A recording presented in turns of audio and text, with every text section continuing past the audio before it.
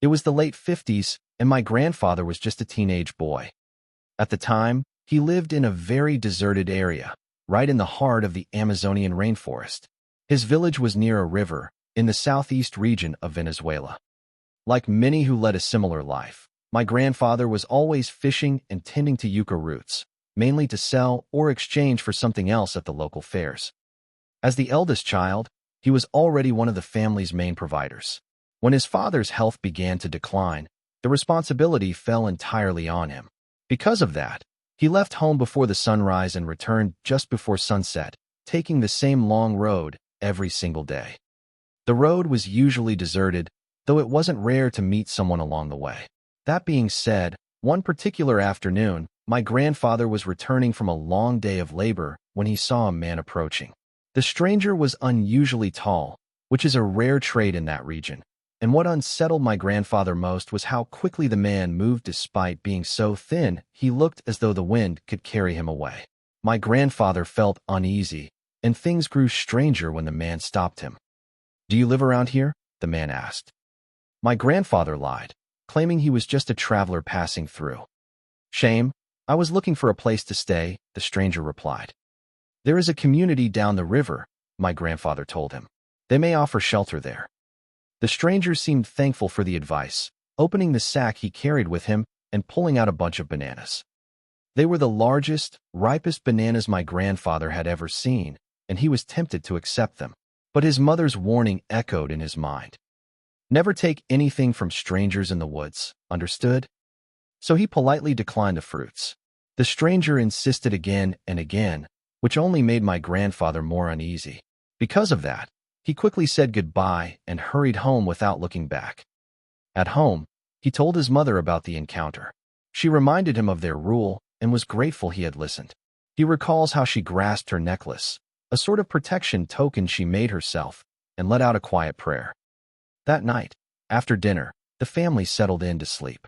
Houses in that region were suspended on thick wooden stilts to protect against flooding when the river was full, leaving a large open space beneath the floorboards.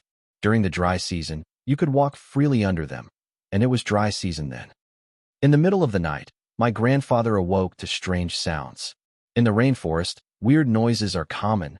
Birds, monkeys, frogs, even snakes make creepy sounds, but this time it was different. These were growls, deep and menacing, like those of an angry dog. My grandfather tried to move and check the noises, but soon found out that he couldn't do so. Though he was sober, he felt drunk, trapped in a sort of haze. All he could do was listen as the growls grew louder, accompanied by scratching beneath the floorboards. At times, the house shook as if struck by something heavy. Then he heard his father's voice chanting a prayer of protection, the kind reserved only for dire moments. That was when true fear set in. Something was wrong, really wrong. My grandfather remained frozen, listening to the growls and his father's prayers for what felt like hours, until exhaustion forced him into sleep again. The next morning, he woke up wondering if it was all a dream. Unfortunately, he soon found out that the entire family had heard the same sounds, felt the same paralysis too. Even the very young sister, who seemed deeply shaken instead of her usual energetic self. His father gathered the other older children at the table, asking one of the girls to watch over the smaller kids in their room. Then, the patriarch of the house finally spoke. He told them that beasts had circled the house all night, creatures as large as men, moving on all fours, waiting for someone to step outside. My grandfather used to say that his dad was a very spiritual man, and that for some reason he was the only one who didn't experience the paralysis, which is why he started chanting. His mom was on the table, looking pale and scared, which is weird because my grandfather said she was never afraid of anything. At least he thought so. When it was her turn to talk, she told them that there were stories that their elders used to tell them.